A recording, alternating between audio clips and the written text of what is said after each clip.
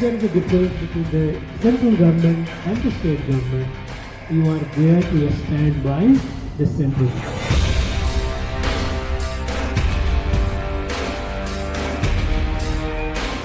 இந்தியாவிலே நம்பர் 1 முதலமைச்சர் என்றால் நம்முடைய தலைவர் அவர்கள் தான்.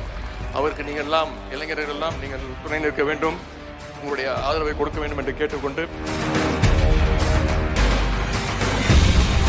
Don't you think this disagreement which is going on between the government and the governor, and as you said since November 2019, will affect the governance in Kerala? Their idea of governor is that whatever they say, governor should sign it.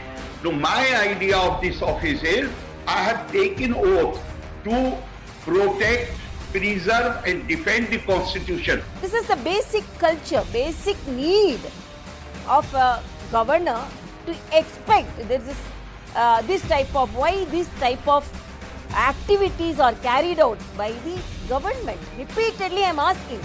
Definitely they should have had an order from the higher office not to welcome the governor.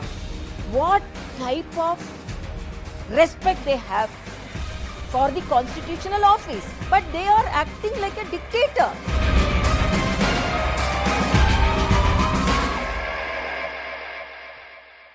Let me bring in all the guests now. Kovai Satyan is AIADMK spokesperson of EPS faction. Manu Sundaram, DMK spokesperson. S. Muralidharan is a political analyst. We also have Suman C. Raman joining us. And Karthi Chidambaram, Member of Parliament of the Congress Party from Shivaganga, is also joining us. Before I bring in all the guests, let me get a word from Karthi Chidambaram, who's joining us first. Karthi, you know, what we saw yesterday perhaps showcased clearly that this is a path of no return, that the governor and the state government, of which you are a part, they are on complete collision course. Do you think the situation is irreversible, or can there be a meeting ground between the two sides? See, it's really up to the central government. The central government's agent is the governor in the state, and the central government must censure him and must advise him appropriately to follow democratic norms and to also to respect the cultural sensitivities and the political sensitivities of Tamil Nadu. If the central government, decides to goad him further, I mean, as you have said, we've probably reached the point of no return. But this governor, by himself, in his wisdom, I can't see him reversing his maximalist position, as you have said. But it's really up to the central government now. Okay. Then in that case, one view certainly is that this is the governor who's not indulging in any kind of Hindi push. Or he's very much keeping in mind the sentiments of Tamil when he talks about Tamilgam rather than Tamil Nadu. No, not at all. When did he become the custodian of Tamil sentiment? When did he become the custodian of Tamil sentiment? Where has ever been a move within Tamil Nadu from any quarter? Please, refresh me. Whether there has been a move where said that Tamil Nadu has to be renamed as Tamilagam. Where has that been? Where is there been a social movement? Has there been any other person who has said this? I mean, this man he's not any repository of Tamil history, culture. In fact, he's completely against Tamil history and Tamil culture. He redacts names of revered political leaders who obviously don't fit into his narrative. He redacts Periyar's name. He redacts Anna's name. He redacts Kamarajar's name. He redacts Ambedkar's name. All of whom were against the ideology propagated by the BJP. So where is this social movement, or where is this voice from civil society which says that Tamil Nadu must be renamed? Where is it coming from? Okay. Is there any other person who's made this demand, who's a resident and a citizen of Tamil Nadu? No, it's not come from anybody. This man is a agent provocator. Okay. Suman C. Raman, if there is no such demand that is there, then why is this even a subject of discussion about a rename? No, I think clearly, I should not want to say this, but unfortunately, I think that there is a clear aim to provoke the state government. And I think that has been consistently happening. What he says in his private, in the meetings that he attends, yes, outside the assembly is a totally different issue. But within the assembly yesterday, his role was very, very clearly defined. He was to read out a speech by the state government on its report card. on whatever it wishes to highlight. And though it is called the governor's address, it is the address Absolutely. of the state government read out by the governor, full Yes. stop, as the titular head of the state. Yes. So I think that there has been a consistent attempt to provoke, especially in the last 5-6 months. More importantly, 15 bills. Yes. 15 bills passed by the state legislature. Some of them 8 months, 10 months ago are still pending with no decision having been. Okay, so then in that case, Mr. Muralidharan, before I bring in the politicians, I want to understand the sentiment of the people of Tamil Nadu through both the analysts. The role of the governor is certainly now under the scanner. R.N. Ravi has become the first Tamil Nadu governor to skip portions of text which has been prepared by the state government. In Kerala, it has happened in 1969. In other states also it has happened. But in Tamil... So, yes. It happened in Tamil Nadu also when Chenna Reddy was the governor, the late Chenna Reddy, in the, when he was and Ms. Jayalalitha was the chief minister. Yes, but staging a walkout of this nature, who is provoking whom? What is the sentiment, Mr. Muralidharan, on ground? See, I see it as completely political, as there's no two ways about it. First thing is, yes, there are certain grievances against the governor. He's not pushing the bills as fast as he should. Because of that, in fact, the Pera Rivalan and the Nalini's release happened, whatever, when they went to Supreme Court. Now, for each and every bill they can't go, that's understandable. But is this the way to treat a governor? You invite him to deliver a speech. You instigate all your fringe party allies to go and heckle him.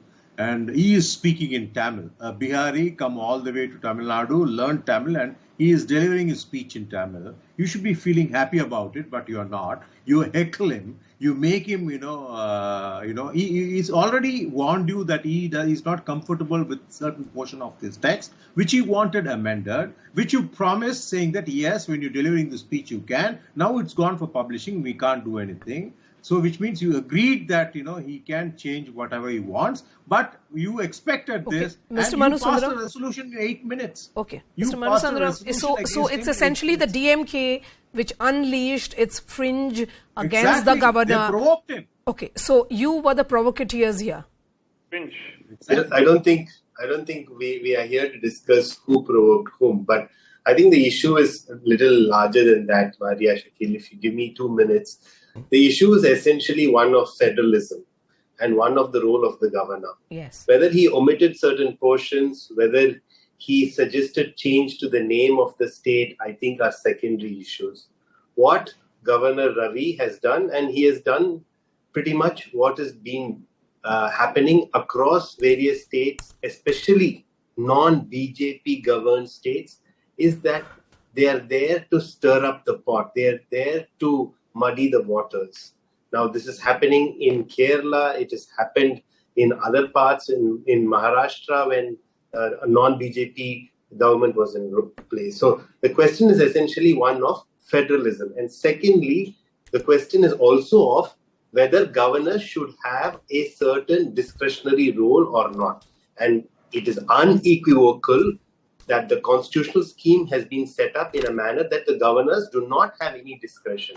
Now, whether he does something or not, only the central government and the president, under whose warrant he has been appointed, they can take cognizance of. But I do agree with what Mr. Karthi Chidambaram, Member of Parliament, has said. There seems to be a strategy to not only provoke but also deviate from some of the issues that the DMK has raised against the BJP in Tamil Nadu, and some of the issues that have actually been problematic with this governor, which Dr. Sumant Raman touched on, which is that more than 15 bills have been pending with the governor. So these are the issues which he's trying to distract us from. But of course, yes, Mr. Muralidharan will respond to that. But in the state of Tamil Nadu, and it is not new to this kind of, tussle between the government and the governor. The larger question is also about the discretionary powers of the governor and the role of the governor in India. But that is a subject of a larger discussion. Perhaps the parliament should at some stage get all the political parties and begin a discussion on that nature, because we are seeing that open fight between the governor and governments in non-BJP ruled states.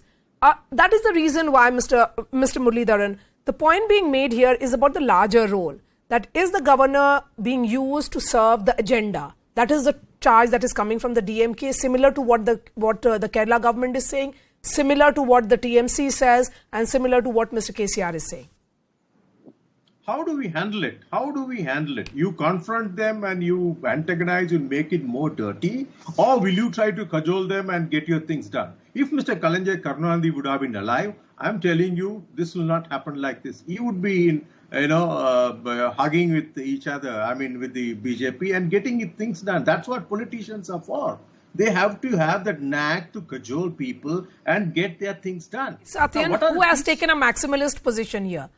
Is it the chief minister who's not able to handle a governor and his temperaments? Absolutely. Or Absolutely. is it? Okay, no. Absolutely. Mr. Stalin's immaturity is coming out here. Okay, Kovai Satyan. Absolutely. Kovai Satyan, let him respond. Yes. TMK, the party which is known for its double standards and who had mastered the art of double standards, this incident adds more weightage and credibility to their double standards behavior. The directors of the lead actor, Mr. Stalin, wanted to enact a movie showing him as a hero figure. But what happened of the couple of series of events and U-turns, the movie miserably failed. At one side, they instigate the parent body, Dravida Kalagam, to hold agitations across the state.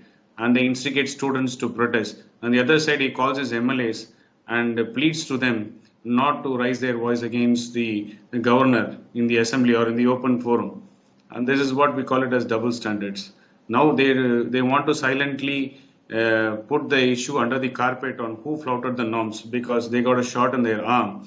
When a chief minister brings a resolution suo moto without the assent of the assembly speaker, and having known that he had flouted norms willingly to enact a political drama and set a narrative to suit their political agenda, when they miserably failed to paint a saffron picture to the governor, and today they are taking a back foot and says that no, all is well within the camp of DMK, but wherein it is the people who are against the governor, and it's only on the social media they feel that the voice of the people is in social media. From Go Back Modi as opposition and flying black balloons. No, but in which side of the debate are you on right now, particularly the renaming debate?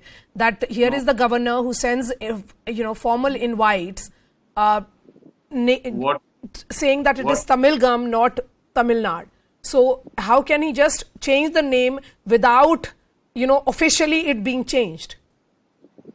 Let me point out, because you need to point out the facts for your viewers to understand. Because here, facts are being twisted according to the convenience, and DMK are the masters of it. The governor has never said immediately you have to change the name to Tamilgam from Tamil Nadu. He said the name Tamilgam will give more credibility to unity and sovereignty, because DMK all the while are playing divisive politics in the name of calling the central government as union government, and they want to instigate people driving their divisive politics and agenda. And it's a direct hit to them, saying that, there were occasions wherein DMK themselves has called Tamilagam Mudalvar, Tamil Nadu Mudalvar. They have used this term here and there. Okay. So you are standing with the governor on this particular issue. I'm Mr. Manu Sundaram will respond. Ultimately, I think the point that needs to be conveyed today, at least what I hope to do, is that what the governor does or believes in his private life, whether he espouses a particular ideology, is not the subject matter of our interest or debate. What he does in his capacity as governor, when he's being sworn in on presidential warrant by the Chief Justice of the Madras High Court, that is what we are worried about, what he does while he occupies a position in Raj Bhavan. So let me be very clear. When he speaks in assembly, he's not speaking in a private capacity. It's not a private lecture or a sermon. He is speaking only to initiate a discussion on behalf of the government. Now, second point is, this is a larger issue around federalism, and I thank you, Maria, for acknowledging that this is not only related to Tamil Nadu or DMK, but there is a larger issue around other non-BJP states across the country as well. And thirdly, I see this only as an outpouring of BJP's frustration. They are ultimately, I'm not mocking them, but they've only gotten 3 to 4% of the vote at best in most elections in the last 15 years. So therefore, they are trying to do other ways. Or how should they it can be come and seen disturb as and an over-enthusiastic governor who's asserting himself, Suman C. Raman? No, Why should it be seen as him being representative? You know, of course, the governor enjoys the Raj Bhavan position only till the time he has, he enjoys the support of the President of India. And of course, President of India acts on the advice of the central government. We understand all the constitutionality involved, but we have seen how governors in the past also have acted on their own. Yeah, but Maria, I look at his actions and not just his speeches. I mean, he can say whatever he wants. That's a separate issue. But from the purpose of, sitting on the bills and act like that, I think definitely there is definitely an attempt to sort of put roadblocks in front of the state government. The second point is, I think the AIADMK, is in a bit of a bind. They're sort of on the fence. Because the governor has been very critical about the Dravidian model and so on, and technically they are a Dravidian party. They've ruled the state more than the DMK have, in the last 50 years. So it's very difficult for them to distance themselves from when the Dravidian model is being attacked. So the point is, the virtually every political party in the state, with the exception of the BJP. No, then in that case, who is really the custodian of the Dravidian sentiment? He says that he is being one. It's ADMK. AIADMK spokesperson will respond. Kovai Satyan. Yeah. The governor clearly differentiate between the Dravidian model of DMK and AIADMK. Dravidian model of DMK is nothing but the dynasty model, wherein the king, a prince, and followed by the sons and grandsons. That's how it goes. Then there is no democracy in it.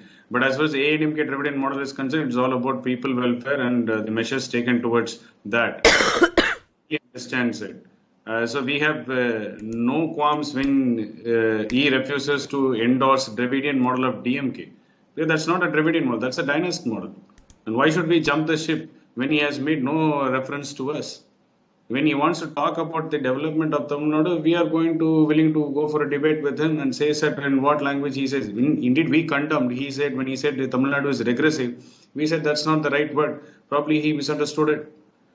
Dravidian model has no local standing here in Tamil Nadu because the DMK is desperate to coin that term, saying that they are the custodian of the state with respect to development. Having withdrawn all public welfare measures and increased all forms of taxes, and given the surmounting sufferings to common men every day, you cannot call it as a Dravidian model. That's a fake model. That's a dynasty model for one family. Okay, I have just enough time. Yes. So, Governor left out in his speech references to Periyar, Baba Saheb Ambedkar, Anna, Kalaignar, and so on. And while leaving out the references to Kalaignar may not affect the AIADMK, definitely they do have a problem with the fact that the other three leaders are very much part of their pantheon of leaders whom they hold in an exalted position. So, like I said, they are caught in a bind. I know Mr. Satyan is not in a position to accept that they are in a difficult situation on this one. Enough time for final comments from Manu Sundaram.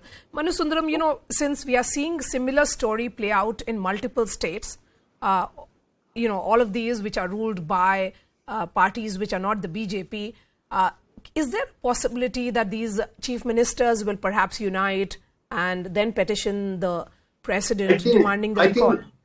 I absolutely think there is a strong and compelling case to be made.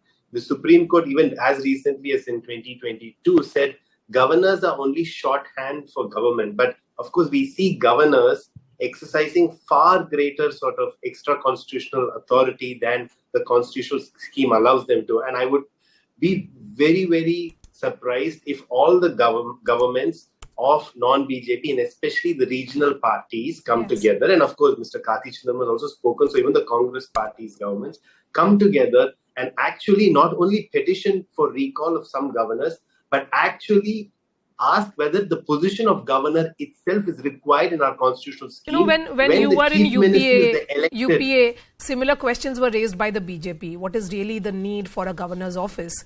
And at that time also we saw the governors being in the crossfire, I would say. But then the larger question is about this office and what really is the do's and don'ts And that is clearly not defined, and that is the reason why we are seeing several such instances happen. Thank you so much for your time, Manu Sundaram, Mr. Muralidharan, Suman C. Raman, and Kovai Satyan.